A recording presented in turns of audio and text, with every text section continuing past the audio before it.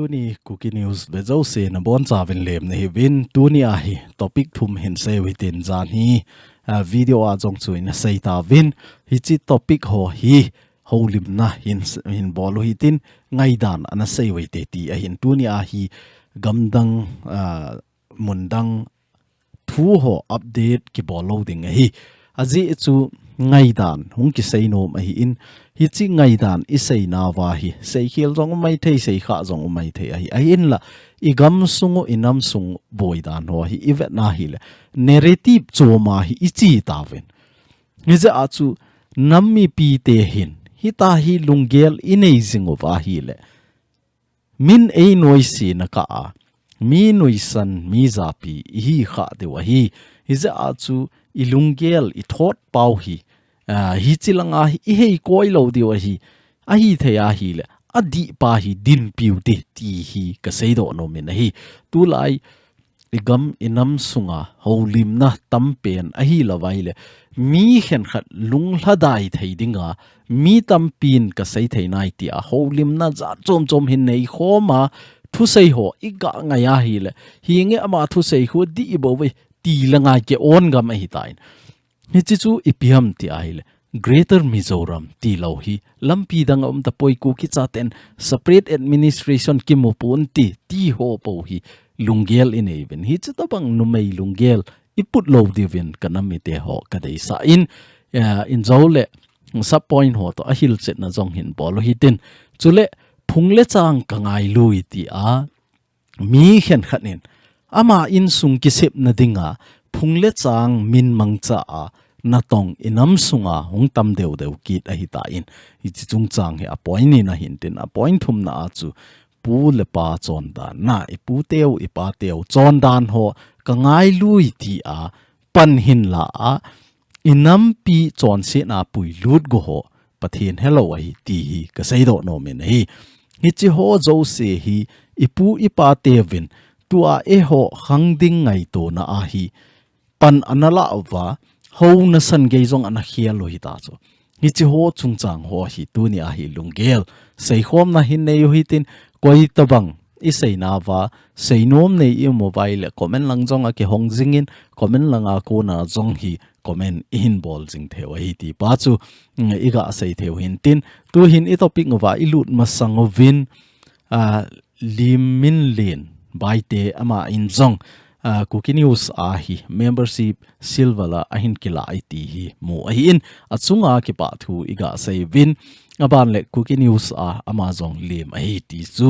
iga ki het sa hin tin I member ho jong apung le zingin TUNI chan ge ya hi somli hung ki thing nom thim ahi ta in izi chun TUNI chan ge ya membership hin kila ho zo se chunga avelen ki pa thu iga sei ki wen hi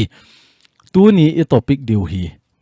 topic thuma hin khen no hitin akhat na a hi Mizoram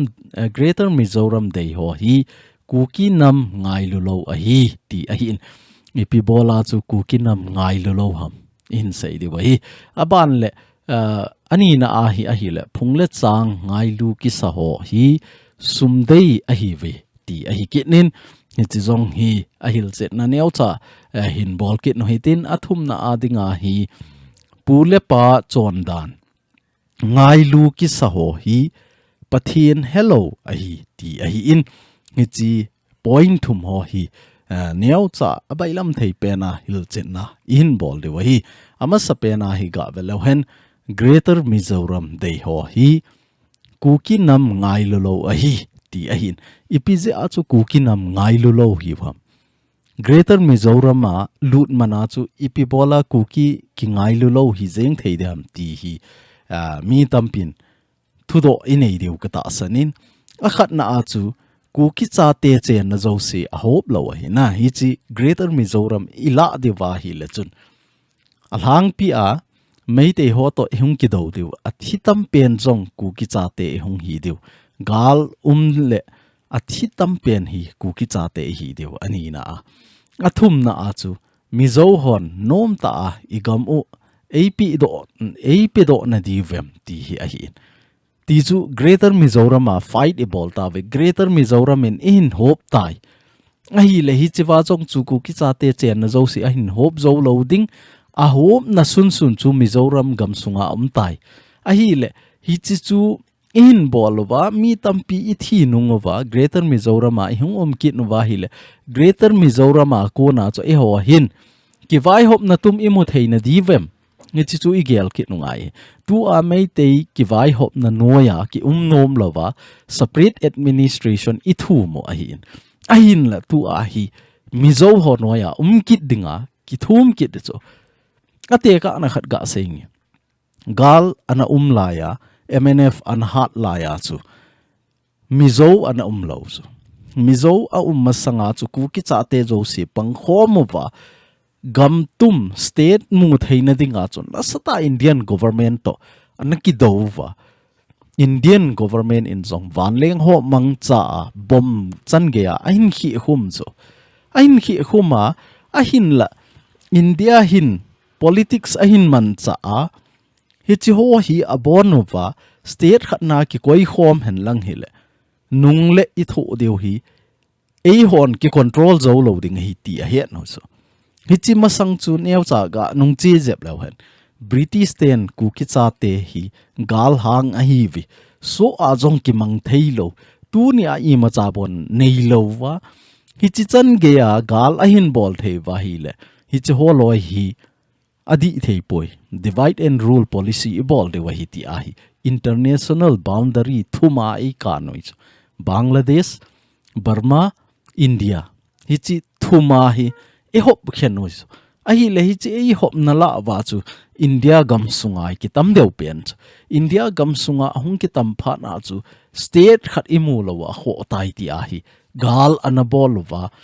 gal na sata an bol wa Indian government to anaki do woi chu Indian government to hung ki do wa hi chi wa chu Mizoram ahin del do Mizoram ahin del do wa jong chu iso pi Mizo hon Manipur gam sunga Kuki cha acheng ho hi ahin ko lo hi lo pi ahin ko chola to ke ho vai phei atuma ga ki se han nangel ki chom sei na lo wa vai phei sunga jong hi tun khopum na pu tun khopum hi aki hei theilo na hi ipgm freedom fighter hi chelaya chu gal hang hi chu lam kaya na panga Mizoram gam mu theina dinga chu na sata pan anala chola hi chi pan anala je achu tu ni san ge ya vai pheinam sunga tun khopum ama hi ki hei lo cho tu ni chan ge ya sport se ta hi lawai thil khat ki bola nam leader ahung ki hlen ting le tun khopum men pu tun khopum men hi ki phate te na hi chi to bang chu hi chi chu ahin la hi chi wa Mizo hon gamtum ahin mu na ding wa chu Manipur gam sunga ho jong an ko wa hi le Manipur gam sunga ho chu ahin hop lo dinga pha na chu ei ho Kuki cha te ipu ipa te hi ananom ta lo chu nang hon hi chilang si sa chu ding na ti wai le hi chilanga idal ha diu iso pi ho ka so pi ho hi I ka lo diu ham hi chi sanga chu nang hon atuma na dei wai le kila tawin ke ho tawing e ti a hi ana chi lo we ta chu ahi wanga tu la ya hi mi asai thiam holoi chon asai wa hi le a chief a leng hi na a ho sa hi na dal ha nom lo je a ana chi lo wa hi ti ho po asai tu ni a hi chelaya cho ana chi jong la a ho sa hi na mang di lo ri cho ahi wanga a gamin Indian government in politics a pe na a chu ana ho pha lo chu Manipur gam sung cho ho pha lo chu hi je a chu tu a ho Kuki nam sunga gal hang ho ga velo chun Putin tong ti ho azat chom ho hi cho jong hi ivet na hi le alhang gal hang hiu chu amon vai an pu chu alhang gal gam vai an pu chu Ukhur district hi ta na cha sat lang hi ta ahi la vai le song pi hi ta morelang hi ta chu pan anala chu hi chilang ho pha lo chu hat pena tu a jong hi Greater Mizoram thum ho hin ga velo chun Kuki na ngai lu po ve kati na chu ipgm tel Kuki cha te chen na zo si hop zo lo ri chu tu ni a hi Greater Mizoram ha phina ki phin lewan a hat pena phel zol le Churchanpur district hi iloi lut thei di ve mai te ho a ko na hi chi chu hi di chu ahi wanga Kangpo P district AHIN, Tengnopal district AHIN, Chandel district AHIN, Ukhur district AHIN, hi chilang ho Kamjong district langa iso pi isangam cheng ho hi idal ha kit got no ham e ho hi chi chu ai tu ni a hi koi machan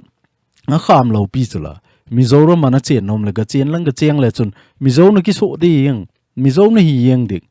gam del ngai lo mi to kina na ngai lo Mizoram gam sunga na chi a na ga chen le Mizo na ki so de yang chula ipi bola tu ni a za za ri save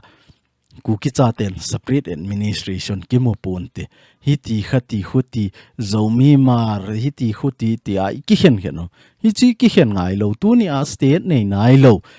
ho zo si nan Manipuri nan naga ho zo si kuki i veti hi ipomo ngai chu apoi kit na khat chu e ho nammi te hi kalung don na khat chu ipiham ti a hi le tu a hi e ho hin Mizo Greater Mizoram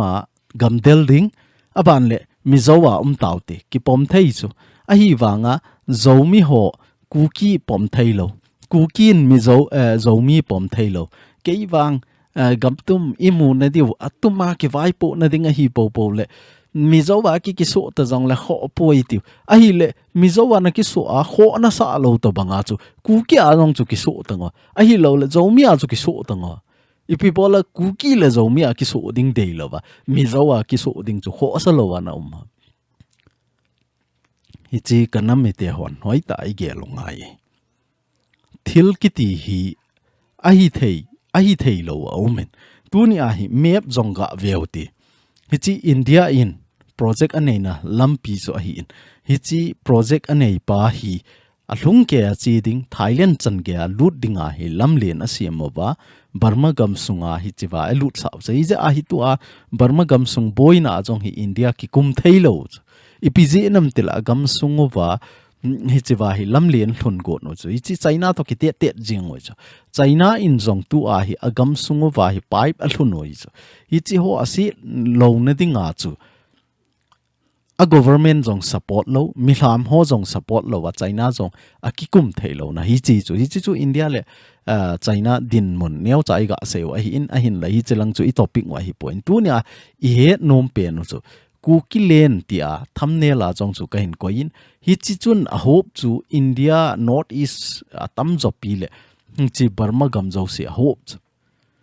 Burma gam sunga jong hi neu khat kachin lang ho hi a hope lo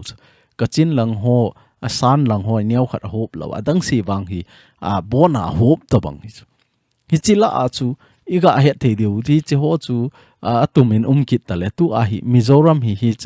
chilai Mizoram hi si hi Manipura jong hi e ho chen na sung si chu hi chilai la a hi le hi chilai la a hi Chin state kit ta a hi le hi chi neu khat hi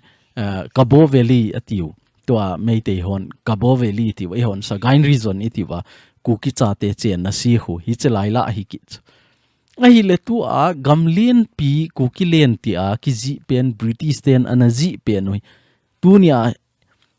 i to banga ki del jong le ki mulo mai thei chu ahi ba nga chu hi chi Manipur gam sunga kuki cha te chen na hi phateta kuki cha ten ila wa hi chi Mizo ho ta hin i sopit Mizo ho ta hin i ke ho to wa Chin ho ta hung kilung to tingole hi chi lai se hi zolen so thei chu zolen na ZO mi khan khan in zo iti jibin zo len hi chi hi het deu hi chi zo len hi siam do thei chu hi chi ka ai hi chi Manipur gam sunga e ho kuki cha te gam sung si kuki len si to Mizoram gam to Chin state ahung ki gop ting hin country kha su thei chu hi chi ting la chun zo len su thei chu iki gop khom naw chu zo hi zo cha te na zo fa te ati ho khu e ho pawa chu isele zo cha te ti na hi chi chu a hi in a hi le hi ta i chen hom ji wa hi tu a hi e ho hin hi chi Greater Mizoram ki ti ta hen lang hi le Greater Mizoram in ahin hope thei ding hi ka velo chon hi chi Manipur gam ahin hi chi Mizoram gam ahin hi chi Kachin state ta chu Chin state katina hi chi Chin state hi ta in hi le hi chi Sagaing region to hin ahung ho mai le chun I gam diu chu hi chi ho ti hi ong hi chu hi chu ho ti country khana ki sim thei chu hi wanga chu tu ni hi Greater Mizoram iti bai le hi chi Manipur gam sunga ahin hop ding chu hi chi chan bo anin hop thei chu ti chu Phelzol hi in Churchanpur district hi in hi chi te ni bo a hop thei chu Chandil jong ahin hop zo lo ting teng no pal jong kam jong langa imi sa cheng ho hin kangpo pia cheng ho ahin hop zo lo di chu hi che ho zo si a ho metin kidel hen nang hi jong le I chan na diu chu ha sai chu tu ni Manipur gam sunga cheng Kuki cha ten Kuki len hi ti a idel sangwa ha sa zo hi chu aji chu state khat ahung ki boy ting le I chanham khana a metal chu hung sang hi chu tu ni hi ho state khat sunga ki boy chu state khat sunga atuma ki vai pu the hi ti a hi chi constitution dung zuya chu I bol ya hi chi abai zo hi chi chu hi talowa tu ni ho khat le khat hi tu mo manova khat le khat pan khom ding dei lo achanga atuma vai hom thei atuma gam tum mu thei jong hi lo I pan khom lo wa hi le I ma cha hi thei lo ding hi ti hena sa hi chi chu su ke ding a ke ting le ke lungel a pi hin po le ti a Greater Mizoram I thum pau chu hi chi hi thil di lo I concept mo di lo hi ti hi ka sei do no me ne hi je a chu itiam khatna Greater Mizoram I delwa hi chi gam neu cha khet bo meitei gama ko na kila do wa adang si isopi isangam idal ha waile na gam nanam na ngai lu poi Kuki na ngai lu poi ka ti na chu hi chi chu ai a point chu he thei ta de ta sanin tu hin a point ni na chiu te a point ni na hi ga velo chun phung le chang ngai lu ki sa ho hi sum dei a hi vi ti a hi tu ni hi ga velo chun phung le changa leader ka hi ti ho hi igam sung inam sung susi a pango hi cho thing noi ki sim ho jong hi phung le chang na thing noi ki sim koi ma chan sei ngam he ve tai chi ai wanga so adi ka sei chu phung le chang na thing noi ki ding he bo cho e ho hi thang pom mana eima lungtup eima phung si eima in sung si phat chum na dinga thing noi in a phu wo hi je a tu ni chan ke a I lo thin lo ai wanga 2023 a patna wang he inam se pai ho jong alungel ki khel gam ta ki khel wa tu a jong he mi pin kita asana center ro tok nei dinga ama ho ki pedo hi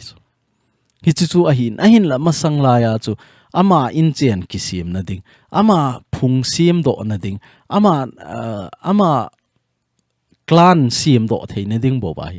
na to na anane yu hi so hi ja chu sumdu a hi bo be phung le chang mang cha tu ni chan ge a ki to thei lo hi la ke hi chi ka hi in ke hi chi tribe ka hi in ke hi chi sei ho hi sum le pai du a hi bo be tu ni a nam ngai lu ta phung le chang ngai lu ta hi vai le I phung I chang hung ki khai la na chu I pi ham Kuki sunga sub tribe ma ki khai na hi ai le Kuki chu na za ngai Kuki chu na support phot ngai ai hi chi ting le chun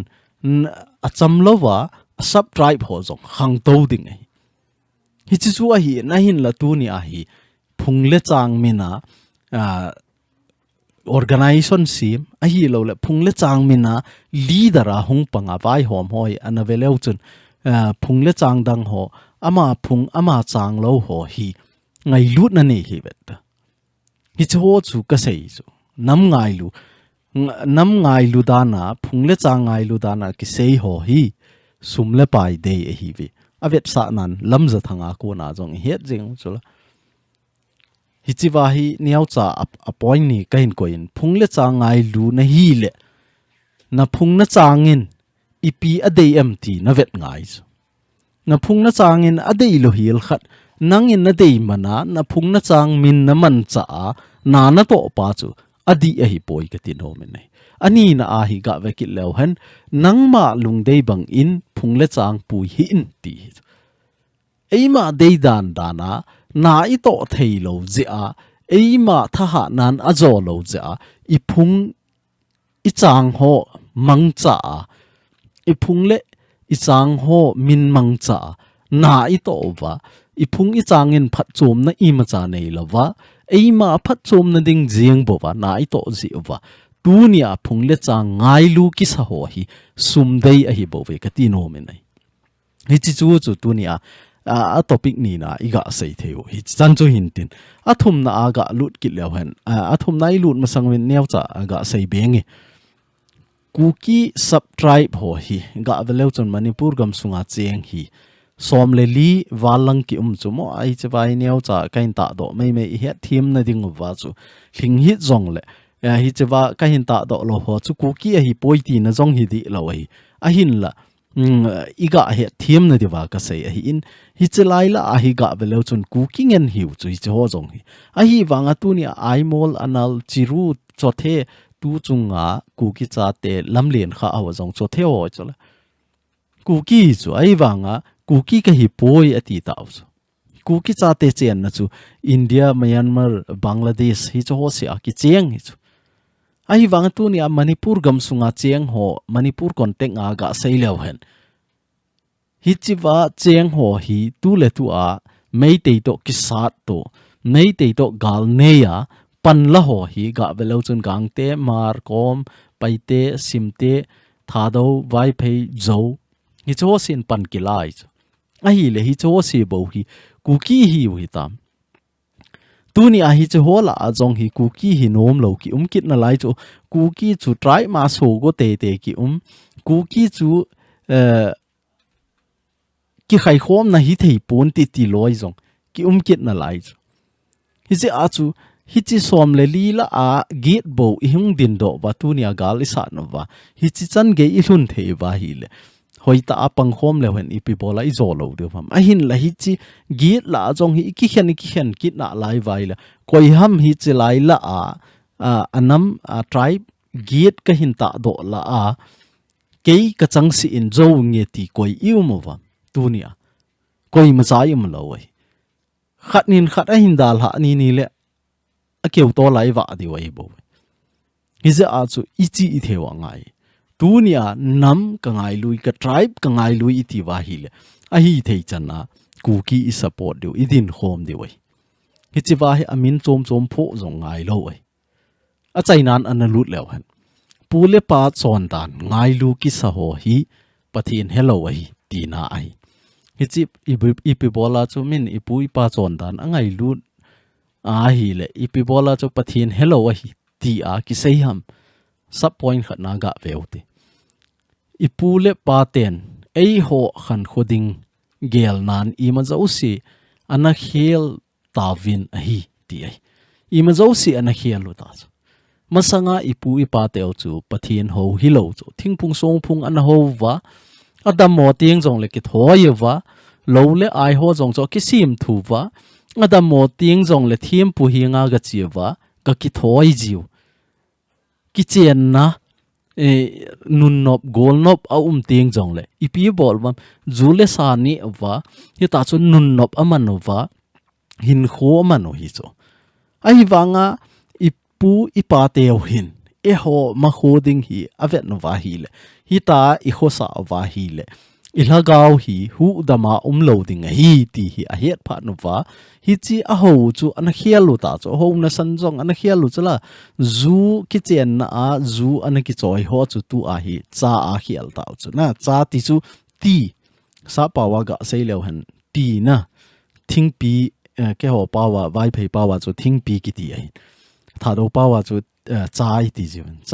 cha hin dom vo na cha hin sung vo I ti jiu chala hi chi zu chu tu a hi cha a khial ta chu hi chi hi ipiji an khial hom tel zu a chu ikibol hi ta chu zu a ikilhep jingu wa hi le chun igam inam hi khan to na loading hi chi zu chu thil phalo a hi ti hi a het phat wa cha ki khial ta chu koi man tu lai ki chen na mo thum na ki pa na a hi lo le pu te pa ten i cha te ho i pu te ko ma i ga pui ting zong le koi man zu choi ta lo chu tu lai a cha ki dom ta chu na mo i thum ding a zong le cha ki dom a ki thum ta chu hi chu ki khel ta chu la a hi le tu ni a ki thoina chu ki thoina ho zong hi pathinin pathin ho te i hi pha na wa chu i pui pa te an su mang ba hi chi ki thoina ho zong hi phalta lo ding hi tu ni a pa na pathin laga wa phateta a iki hlat deu hi tai ti a hi pathin ho cha te hi ta ve ti a ni cho zo si cho na ki sumang ta cho a hi banga tu ni a hi mi khen khanin I custom mang ding a hi tai I pu I pa chon dan mang ding a hi tai ka ni tu to zu I zo to na number 4 is zo to hi cho chu I pu I pa ten an bol lo chan chana I bol lo ta cho a hi banga min thil khat a hin sai ai le I pu I pa chon dan nei khan kho chi dan nei ka e la hi khan kho chi dan I gam inam ingai lu na hi le tu ni a hi I gam inam hi a phalanga pui hoi ding god di khuti lova ka pan jong zu an don in ken jong ka don te te ding hi ti ai la hoi langa hin na I ki mu diu hoi langa chu lhagau so cha na I mu diu min I pui pa ten atu a cha ding an gela zu jong cha an hial do ta aban le ki thoin ho zong to a doctor ta doctor a hoi ta ki ve a hi lo le pathin hi nga ki hlat na ki ne ya pathin lung dei lang bol ding hi tai ti a hin la tu ni a EIHON za I gel wa ko bru leng pa hi ti khuti ti wa hi chu ho I ta san jing na lai wa hi le chun pathin ho cha na hi poi ti hi na ki phot lat nai hi za a chu a hi the ya hi le tu ni a ipu ipa chon dan khan kho ka ngai lui ti a zat bola in namman matha na ding a hi lo wai le mi si na ding bol jing ho hi tu ni chan ge ya pathina pin tha na nei lo lai ho hi ka tinome nei hi chi chan chu tu ni a topic thum in sai the ho chu hin tin I het them so ke de ta sanin sai nom tampi na lai jong le nga phat hi ahong sau ta ji chun hi chi chan chun an chai hui tin koi to bangam khat in a het them lo I mo wa sei no mi nei wa hi la komena ko na chu hin bol kit the hi ti chu a chaina ka ga sei the hin tin tu ni ku ki news in ve a ngai ho zo si na chung chi win ka ki pa in bon cha win pathin in phat thein na bu jing taw hen